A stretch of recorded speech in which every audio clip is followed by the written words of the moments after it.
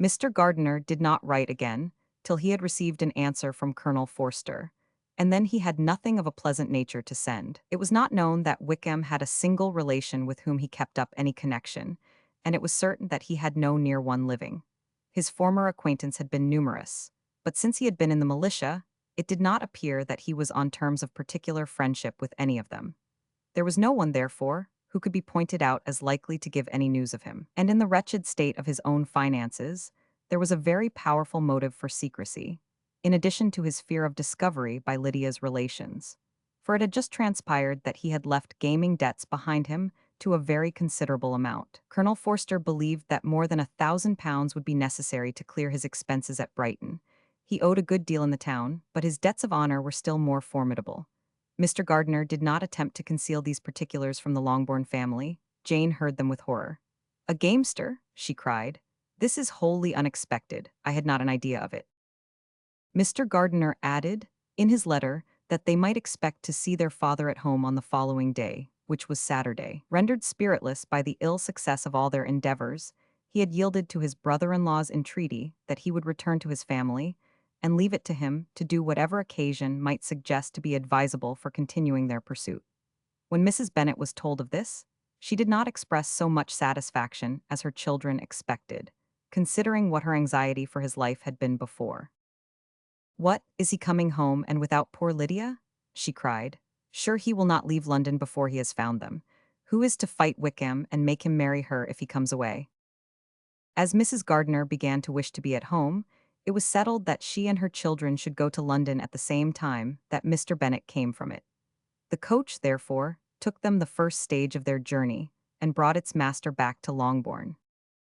Mrs. Gardiner went away in all the perplexity about Elizabeth and her Derbyshire friend that had attended her from that part of the world. His name had never been voluntarily mentioned before them by her niece, and the kind of half-expectation which Mrs. Gardiner had formed of their being followed by a letter from him had ended in nothing. Elizabeth had received none since her return that could come from Pemberley. The present unhappy state of the family rendered any other excuse for the lowness of her spirits unnecessary. Nothing, therefore, could be fairly conjectured from that, though Elizabeth, who was by this time tolerably well acquainted with her own feelings, was perfectly aware that, had she known nothing of Darcy, she could have borne the dread of Lydia's infamy somewhat better.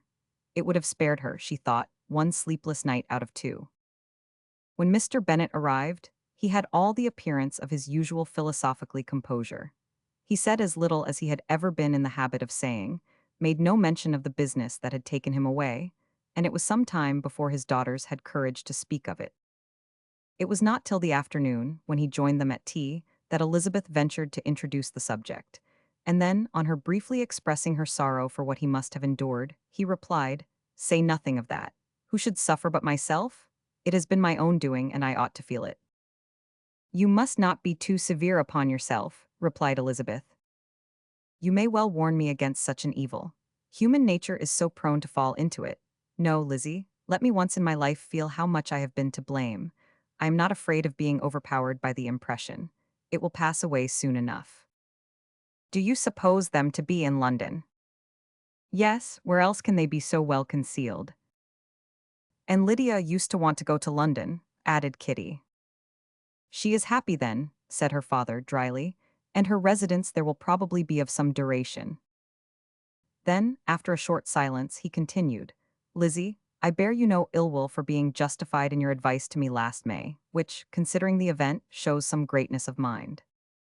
They were interrupted by Miss Bennet, who came to fetch her mother's tea. "This is a parade," cried he, "which does one good, it gives such an elegance to misfortune. Another day I will do the same. I will sit in my library in my nightcap and powdering gown, and give as much trouble as I can, or perhaps I may defer it till Kitty runs away." "I am not going to run away, papa," said Kitty fretfully. "If I should ever go to Brighton, I would behave better than Lydia." "You go to Brighton? I would not trust you so near it as Eastbourne, for £50. No, Kitty, I have at least learnt to be cautious, and you will feel the effects of it. No officer is ever to enter my house again, nor even to pass through the village. Balls will be absolutely prohibited, unless you stand up with one of your sisters, and you are never to stir out of doors, till you can prove that you have spent 10 minutes of every day in a rational manner." Kitty, who took all these threats in a serious light, began to cry. Well, well, said he, do not make yourself unhappy. If you are a good girl for the next 10 years, I will take you to a review at the end of them. Chapter 49. 2 days after Mr. Bennet's return, as Jane and Elizabeth were walking together in the shrubbery behind the house, they saw the housekeeper coming towards them, and concluding that she came to call them to their mother, went forward to meet her. But instead of the expected summons when they approached her, she said to Miss Bennet, I beg your pardon, madam, for interrupting you, but I was in hopes you might have got some good news from town, so I took the liberty of coming to ask. What do you mean, Hill? We have heard nothing from town. Dear madam, cried Mrs. Hill in great astonishment, don't you know there is an express come for master from Mr. Gardiner? He has been here this half hour, and master has had a letter. Away ran the girls, too eager to get in to have time for speech. They ran through the vestibule into the breakfast room, from thence to the library. Their father was in neither, and they were on the point of seeking him upstairs with their mother, when they were met by the butler, who said, If you are looking for my master, ma'am, he is walking towards the little copse. Upon this information, they instantly passed through the hall once more, and ran across the lawn after their father, who was deliberately pursuing his way towards a small wood on one side of the paddock. Jane, who was not so light nor so much in the habit of running as Elizabeth, soon lagged behind, while her sister, panting for breath, came up with him and eagerly cried out, Oh, papa, what news? What news? Have you heard from my uncle? Yes, I have had a letter from him by express. Well, and what news does it bring, good or bad? What is there of good to be expected? Said he, taking the letter from his pocket, but perhaps you would like to read it. Elizabeth impatiently caught it from his hand. Jane now came up. Read it aloud, said their father, for I hardly know myself what it is about. Gracechurch Street, Monday, August 2. My dear brother, at last I am able to send you some tidings of my niece, and such as, upon the whole, I hope will give you satisfaction. Soon after you left me on Saturday, I was fortunate enough to find out in what part of London they were. The particulars I reserve till we meet. It is enough to know they are discovered. I have seen them both. But perhaps you would like to read it. Copyright 1894 by George Allen. Then it is as I always hoped, cried Jane. They are married. Elizabeth read on. I have seen them both. They are not married, nor can I find there was any intention of being so. But if you are willing to perform the engagements which I have ventured to make on your side, I hope it will not be long before they are. All that is required of you is to assure to your daughter, by settlement, her equal share of the £5,000, secured among your children after the decease of yourself and my sister. And, moreover, to enter into an engagement of allowing her, during your life, £100 per annum. These are conditions which, considering everything, I had no hesitation in complying with, as far as I thought myself privileged for you. I shall send this by express, that no time may be lost in bringing me your answer. You will easily comprehend from these particulars that Mr. Wickham's circumstances are not so hopeless as they are generally believed to be. The world has been deceived in that respect, and I am happy to say there will be some little money, even when all his debts are discharged, to settle on my niece, in addition to her own fortune. If, as I conclude will be the case, you send me full powers to act in your name throughout the whole of this business, I will immediately give directions to Haggerston for preparing a proper settlement. There will not be the smallest occasion for your coming to town again, therefore stay quietly at Longbourn, and depend on my diligence and care. Send back your answer as soon as you can, and be careful to write explicitly. We have judged it best that my niece should be married from this house, of which I hope you will approve. She comes to us today. I shall write again as soon as anything more is determined on. Yours, etc. Sedwa Gardiner. Is it possible, cried Elizabeth when she had finished, can it be possible that he will marry her? Wickham is not so undeserving then as we have thought him, said her sister. My dear father, I congratulate you. And have you answered the letter? Said Elizabeth. No, but it must be done soon. Most earnestly, did she then entreat him to lose no more time before he wrote. Oh, my dear father, she cried, come back and write immediately. Consider how important every moment is in such a case. Let me write for you, said Jane, if you dislike the trouble yourself. I dislike it very much, he replied, but it must be done. And so saying, he turned back with them and walked towards the house. And may I ask, said Elizabeth, but the terms, I suppose, must be complied with. Complied with, I am only ashamed of his asking so little. And they must marry, yet he is such a man. Yes, yes, they must marry. There is nothing else to be done. But there are two things that I want very much to know. One is how much money your uncle has laid down to bring it about, and the other how I am ever to pay him. Money, my uncle, cried Jane, what do you mean, sir? I mean that no man in his proper senses would marry Lydia on so slight a temptation as 100 a year during my life, and 50 after I am gone. That is very true, said Elizabeth, though it had not occurred to me before, his debts to be discharged and something still to remain. Oh, it must be my uncle's doings. Generous, good man, I am afraid he has distressed himself. A small sum could not do all this. No, said her father. Wickham's a fool if he takes her with a farthing less than £10,000. I should be sorry to think so ill of him in the very beginning of our relationship. £10,000, heaven forbid, how is half such a sum to be repaid?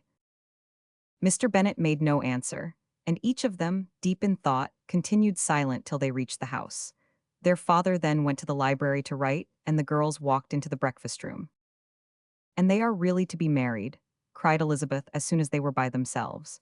How strange this is, and for this we are to be thankful, that they should marry, small as is their chance of happiness and wretched as is his character, we are forced to rejoice. Oh, Lydia. I comfort myself with thinking, replied Jane, that he certainly would not marry Lydia if he had not a real regard for her. Though our kind uncle has done something towards clearing him, I cannot believe that £10,000 or anything like it has been advanced. He has children of his own and may have more. How could he spare half £10,000? If we are ever able to learn what Wickham's debts have been, said Elizabeth, and how much is settled on his side on our sister, we shall exactly know what Mr. Gardiner has done for them, because Wickham has not sixpence of his own. The kindness of my uncle and aunt can never be requited. Their taking her home, and affording her their personal protection and countenance, is such a sacrifice to her advantage as years of gratitude cannot enough acknowledge. By this time she is actually with them. If such goodness does not make her miserable now, she will never deserve to be happy. What a meeting for her, when she first sees my aunt. We must endeavor to forget all that has passed on either side, said Jane. I hope and trust they will yet be happy. His consenting to marry her is a proof, I will believe, that he has come to a right way of thinking. Their mutual affection will steady them, and I flatter myself they will settle so quietly, and live in so rational a manner, as may in time make their past imprudence forgot. Their conduct has been such, replied Elizabeth, as neither you, nor I, nor anybody can ever forget. It is useless to talk of it. It now occurred to the girls that their mother was in all likelihood perfectly ignorant of what had happened.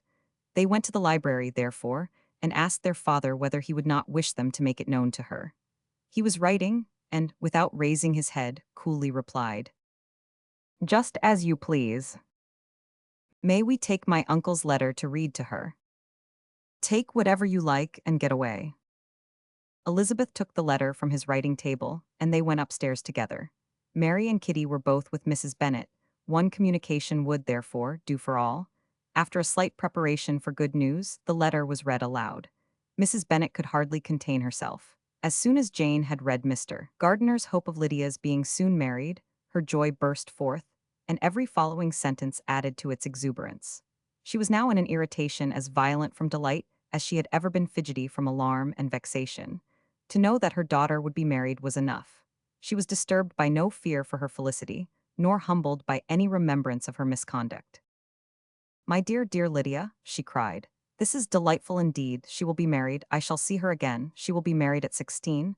My good, kind brother, I knew how it would be. I knew he would manage everything. How I long to see her, and to see dear Wickham too. But the clothes, the wedding clothes, I will write to my sister Gardiner about them directly. Lizzie, my dear, run down to your father and ask him how much he will give her. Stay, stay, I will go myself. Ring the bell, Kitty, for Hill. I will put on my things in a moment. My dear, dear Lydia, how merry we shall be together when we meet." Her eldest daughter endeavored to give some relief to the violence of these transports, by leading her thoughts to the obligations which Mr. Gardiner's behavior laid them all under. "For we must attribute this happy conclusion," she added, "in a great measure to his kindness. We are persuaded that he has pledged himself to assist Mr. Wickham with money." "Well," cried her mother, It is all very right. Who should do it but her own uncle? If he had not had a family of his own, I and my children must have had all his money, and it is the first time we have ever had anything from him except a few presents. Well, I am so happy. In a short time I shall have a daughter married. Mrs. Wickham, how well it sounds. And she was only 16 last June. My dear Jane, I am in such a flutter that I am sure I can't write, so I will dictate and you write for me. We will settle with your father about the money afterwards, but the things should be ordered immediately. She was then proceeding to all the particulars of calico, muslin, and cambric, and would shortly have dictated some very plentiful orders, had not Jane, though with some difficulty, persuaded her to wait till her father was at leisure to be consulted. One day's delay, she observed, would be of small importance, and her mother was too happy to be quite so obstinate as usual. Other schemes, too, came into her head. "I will go to Meryton," said she, "as soon as I am dressed and tell the good news to my sister Phillips. And as I come back I can call on Lady Lucas and Mrs. Long. Kitty, run down and order the carriage. An airing would do me a great deal of good, I am sure. Girls, can I do anything for you in Meryton? Oh, here comes Hill. My dear Hill, have you heard the good news? Miss Lydia is going to be married, and you shall all have a bowl of punch to make merry at her wedding." Mrs. Hill began instantly to express her joy. Elizabeth received her congratulations amongst the rest, and then, sick of this folly, took refuge in her own room, that she might think with freedom. Poor Lydia's situation must, at best, be bad enough, but that it was no worse, she had need to be thankful. She felt it so, and though, in looking forward, neither rational happiness nor worldly prosperity could be justly expected for her sister, in looking back to what they had feared, only 2 hours ago, she felt all the advantages of what they had gained. The spiteful old ladies. Chapter 50. Mr. Bennet had very often wished, before this period of his life, that instead of spending his whole income, he had laid by an annual sum for the better provision of his children and of his wife if she survived him. He now wished it more than ever. Had he done his duty in that respect, Lydia need not have been indebted to her uncle for whatever of honor or credit could now be purchased for her. The satisfaction of prevailing on one of the most worthless young men in Great Britain to be her husband might then have rested in its proper place. He was seriously concerned that a cause of so little advantage to anyone should be forwarded at the sole expense of his brother-in-law, and he was determined, if possible, to find out the extent of his assistance, and to discharge the obligation as soon as he could. When first Mr. Bennet had married, economy was held to be perfectly useless, for, of course, they were to have a son. This son was to join in cutting off the entail, as soon as he should be of age, and the widow and younger children would by that means be provided for. 5 daughters successively entered the world, but yet the son was to come, and Mrs. Bennet, for many years after Lydia's birth, had been certain that he would. This event had at last been despaired of, but it was then too late to be saving. Mrs. Bennet had no turn for economy, and her husband's love of independence had alone prevented their exceeding their income. £5,000 was settled by marriage articles on Mrs. Bennet and the children, but in what proportions it should be divided amongst the latter depended on the will of the parents. This was one point, with regard to Lydia at least, which was now to be settled, and Mr. Bennet could have no hesitation in acceding to the proposal before him. In terms of grateful acknowledgment for the kindness of his brother, though expressed most concisely, he then delivered on paper his perfect approbation of all that was done, and his willingness to fulfill the engagements that had been made for him. He had never before supposed that, could Wickham be prevailed on to marry his daughter, it would be done with so little inconvenience to himself as by the present arrangement. He would scarcely be £10 a year the loser, by the 100 that was to be paid them. For, what with her board and pocket allowance, and the continual presents in money which passed to her through her mother's hands, Lydia's expenses had been very little within that sum. That it would be done with such trifling exertion on his side, too, was another very welcome surprise, for his chief wish at present was to have as little trouble in the business as possible. When the first transports of rage which had produced his activity in seeking her were over, he naturally returned to all his former indolence. His letter was soon dispatched, for though dilatory in undertaking business, he was quick in its execution. He begged to know further particulars of what he was indebted to his brother, but was too angry with Lydia to send any message to her. The good news quickly spread through the house, and with proportionate speed through the neighborhood. It was borne in the latter with decent philosophy. To be sure, it would have been more for the advantage of conversation, had Miss Lydia Bennet come upon the town, or, as the happiest alternative, been secluded from the world in some distant farmhouse.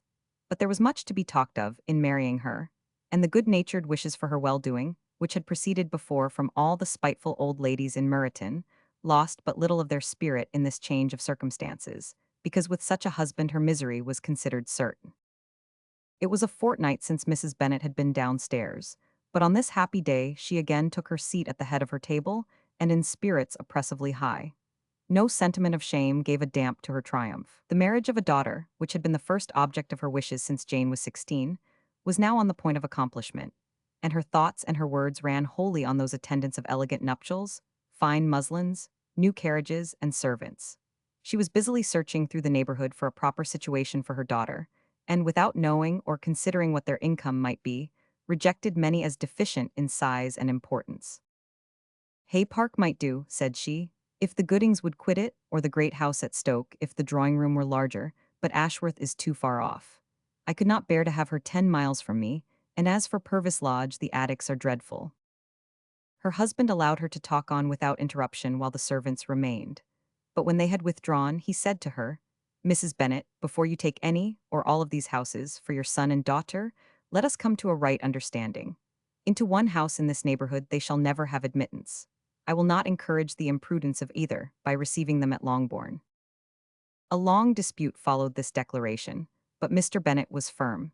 It soon led to another, and Mrs. Bennet found, with amazement and horror, that her husband would not advance a guinea to buy clothes for his daughter. He protested that she should receive from him no mark of affection whatever on the occasion. Mrs. Bennet could hardly comprehend it, that his anger could be carried to such a point of inconceivable resentment as to refuse his daughter a privilege, without which her marriage would scarcely seem valid, exceeded all that she could believe possible. She was more alive to the disgrace, which her want of new clothes must reflect on her daughter's nuptials, than to any sense of shame at her eloping and living with Wickham a fortnight before they took place. Elizabeth was now most heartily sorry that she had, from the distress of the moment, been led to make Mr. Darcy acquainted with their fears for her sister. For since her marriage would so shortly give the proper termination to the elopement, they might hope to conceal its unfavorable beginning from all those who were not immediately on the spot. She had no fear of its spreading farther, through his means. There were few people on whose secrecy she would have more confidently depended, but at the same time, there was no one whose knowledge of a sister's frailty would have mortified her so much, not, however, from any fear of disadvantage from it individually to herself, for at any rate there seemed a gulf impassable between them. Had Lydia's marriage been concluded on the most honorable terms, it was not to be supposed that Mr. Darcy would connect himself with a family, where to every other objection would now be added an alliance and relationship of the nearest kind with the man whom he so justly scorned. From such a connection, she could not wonder that he should shrink. The wish of procuring her regard, which she had assured herself of his feeling in Derbyshire, could not in rational expectation survive such a blow as this. She was humbled, she was grieved, she repented, though she hardly knew of what. She became jealous of his esteem when she could no longer hope to be benefited by it. She wanted to hear of him when there seemed the least chance of gaining intelligence. She was convinced that she could have been happy with him when it was no longer likely they should meet. What a triumph for him, as she often thought, could he know that the proposals which she had proudly spurned only 4 months ago would now have been gladly and gratefully received. He was as generous, she doubted not, as the most generous of his sex. But while he was mortal, there must be a triumph. She began now to comprehend that he was exactly the man who, in disposition and talents, would most suit her. His understanding and temper, though unlike her own, would have answered all her wishes. It was an union that must have been to the advantage of both. By her ease and liveliness, his mind might have been softened, his manners improved, and from his judgment, information, and knowledge of the world, she must have received benefit of greater importance. But no such happy marriage could now teach the admiring multitude what connubial felicity really was. An union of a different tendency, and precluding the possibility of the other, was soon to be formed in their family. How Wickham and Lydia were to be supported in tolerable independence, she could not imagine. But how little of permanent happiness could belong to a couple who were only brought together because their passions were stronger than their virtue, she could easily conjecture. Mr. Gardiner soon wrote again to his brother. To Mr. Bennet's acknowledgments he briefly replied, with assurances of his eagerness to promote the welfare of any of his family, and concluded with entreaties that the subject might never be mentioned to him again. The principal purport of his letter was to inform them that Mr. Wickham had resolved on quitting the militia. It was greatly my wish that he should do so, he added, as soon as his marriage was fixed on, and I think you will agree with me in considering a removal from that corps as highly advisable, both on his account and my niece's. It is Mr. Wickham's intention to go into the regulars, and among his former friends there are still some who are able and willing to assist him in the army. He has the promise of an ensigncy in General's regiment, now quartered in the north. It is an advantage to have it so far from this part of the kingdom. He promises fairly, and I hope among different people, where they may each have a character to preserve, they will both be more prudent. I have written to Colonel Forster to inform him of our present arrangements, and to request that he will satisfy the various creditors of Mr. Wickham in and near Brighton with assurances of speedy payment, for which I have pledged myself. And will you give yourself the trouble of carrying similar assurances to his creditors in Meryton, of whom I shall subjoin a list, according to his information? He has given in all his debts. I hope at least he has not deceived us. Haggerston has our directions, and all will be completed in a week. They will then join his regiment, unless they are first invited to Longbourn, and I understand from Mrs. Gardiner that my niece is very desirous of seeing you all before she leaves the South. She is well, and begs to be dutifully remembered to you and her mother. Yours, etc. Z. Gardiner. Mr. Bennet and his daughters saw all the advantages of Wickham's removal from the shire as clearly as Mr. Gardiner could do. But Mrs. Bennet was not so well pleased with it. Lydia's being settled in the north, just when she had expected most pleasure and pride in her company, for she had by no means given up her plan of their residing in Hertfordshire, was a severe disappointment. And, besides, it was such a pity that Lydia should be taken from a regiment where she was acquainted with everybody, and had so many favorites. She is so fond of Mrs. Forster, said she. It will be quite shocking to send her away. And there are several of the young men, too, that she likes very much. The officers may not be so pleasant in General's regiment.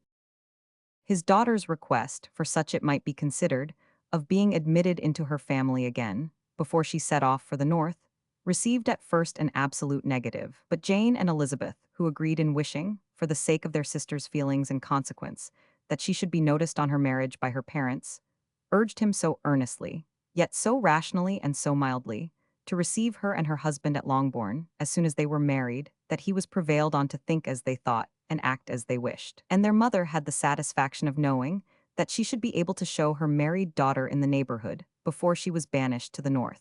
When Mr. Bennet wrote again to his brother, therefore, he sent his permission for them to come, and it was settled that, as soon as the ceremony was over, they should proceed to Longbourn. Elizabeth was surprised, however, that Wickham should consent to such a scheme, and had she consulted only her own inclination, any meeting with him would have been the last object of her wishes. With an affectionate smile. Chapter 51.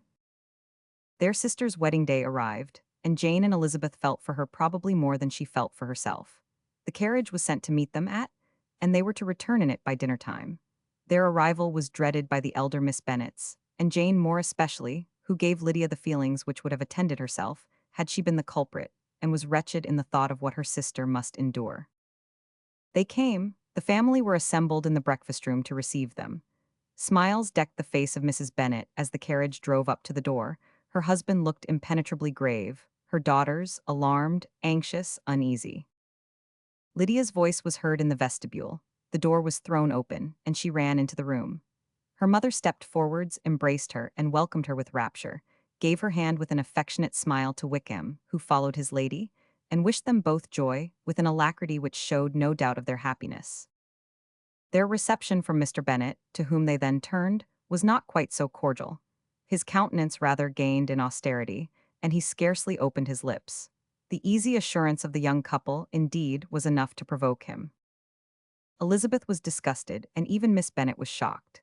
Lydia was Lydia still, untamed, unabashed, wild, noisy, and fearless. She turned from sister to sister, demanding their congratulations, and when at length they all sat down, looked eagerly round the room, took notice of some little alteration in it, and observed with a laugh that it was a great while since she had been there. Wickham was not at all more distressed than herself, but his manners were always so pleasing that, had his character and his marriage been exactly what they ought, His smiles and his easy address, while he claimed their relationship, would have delighted them all. Elizabeth had not before believed him quite equal to such assurance, but she sat down, resolving within herself to draw no limits in future to the impudence of an impudent man.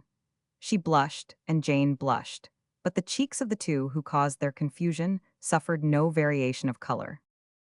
There was no want of discourse.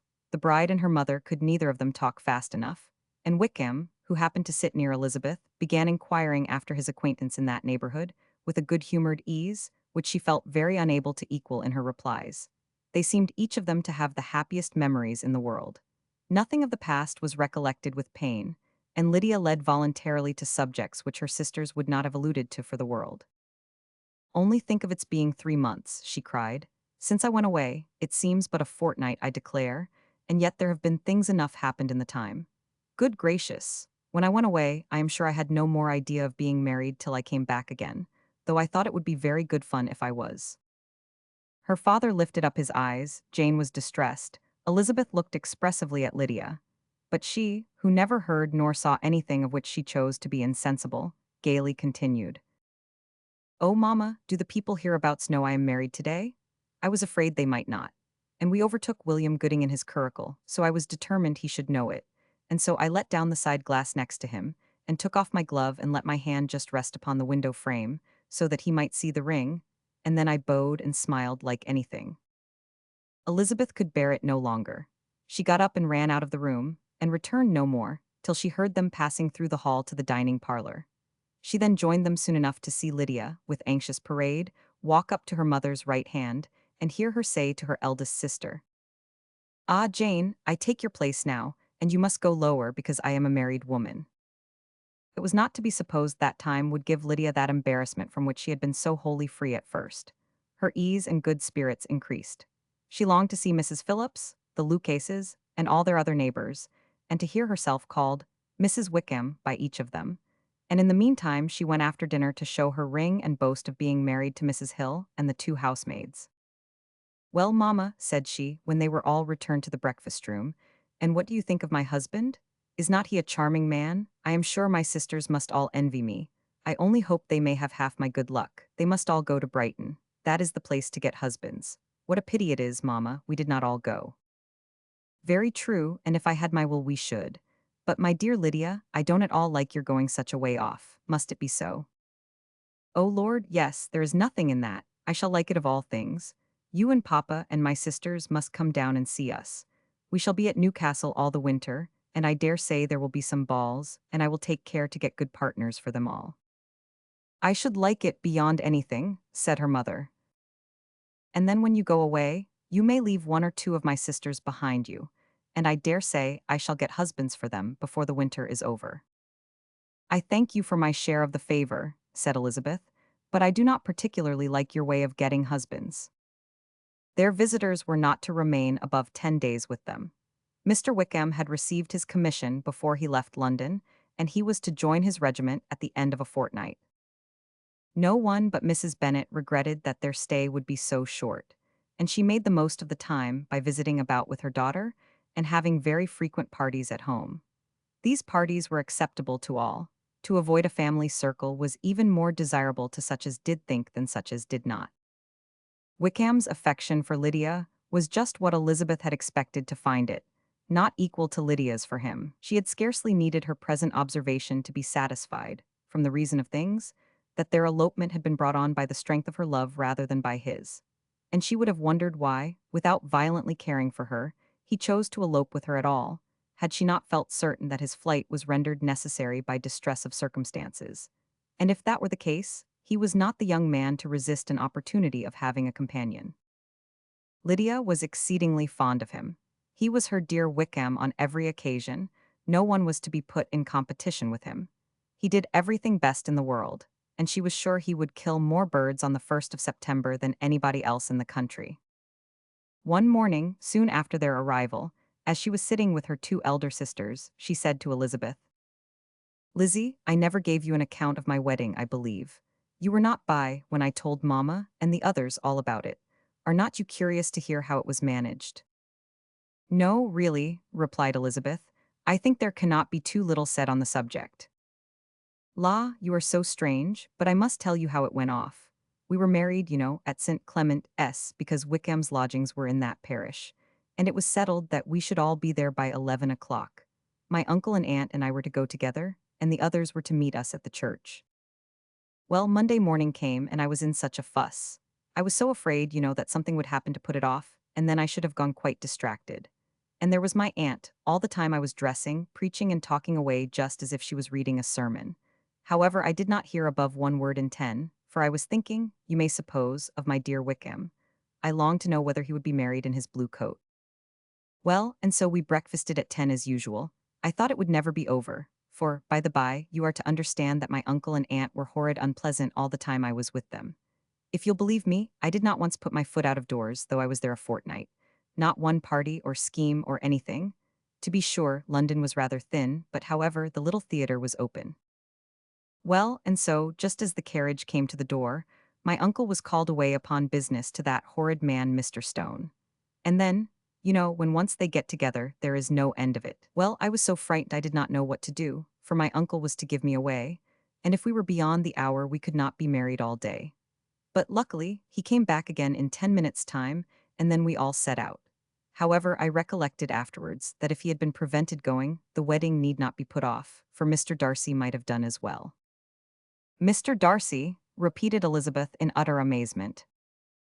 Oh, yes, he was to come there with Wickham, but gracious me, I quite forgot. I ought not to have said a word about it. I promised them so faithfully.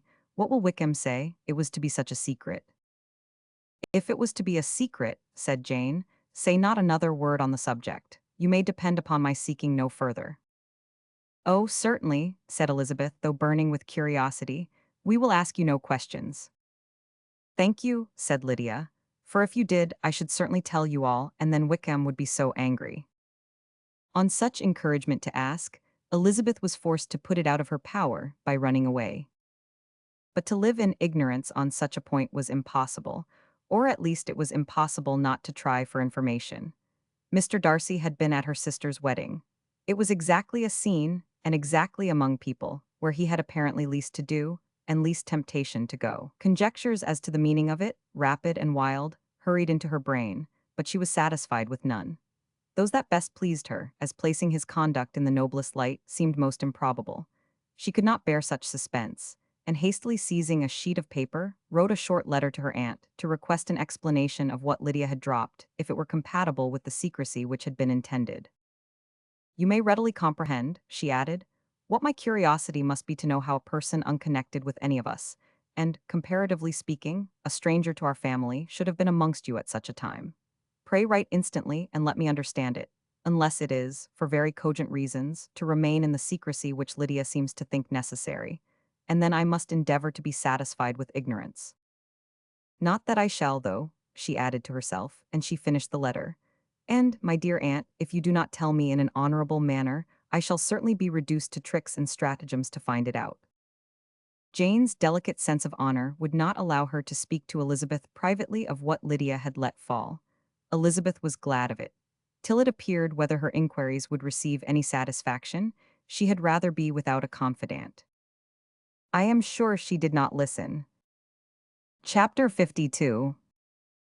Elizabeth had the satisfaction of receiving an answer to her letter as soon as she possibly could. She was no sooner in possession of it than hurrying into the little copse, where she was least likely to be interrupted, she sat down on one of the benches and prepared to be happy, for the length of the letter convinced her that it did not contain a denial. Gracechurch Street, Sept. 6.